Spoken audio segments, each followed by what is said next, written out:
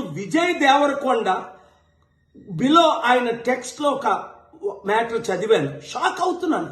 అరే, మన అన్న దేవరకొండ చెప్తే నేను ఇమీడియట్ గా ఈ యాప్ డౌన్లోడ్ చేసుకుంటాను. అలాగే బాలకృష్ణ అట, మంచు లక్ష్మి అట, ఇలాంటి వారు 25 మంది ఇప్పుడు అరెస్ట్ అవబోతున్నారు. ఒకవేళ పోలీసులు వాళ్ళ దగ్గర పొలిటీషియన్స్ డబ్బులు తీసుకొని అరెస్ట్ చేయకపోతే వారందరినీ సుప్రీంకోర్టుకి నేను నడిపిస్తా. ప్రకాష్ రాజు లాగా మీరు కూడా తప్పయింది అని ఓపెన్ అపాలజీ చెప్పినంత వరకు. 2, మీరు సంపాదించిన డబ్బు ₹1 అయితే 1 కోటి, 10 కోట్లు అయితే 10 కోట్లు, 980 మంది ఆత్మహత్యలు చేసుకున్నారు. అంటే వారిని మీరు నరహత్య చేశారు.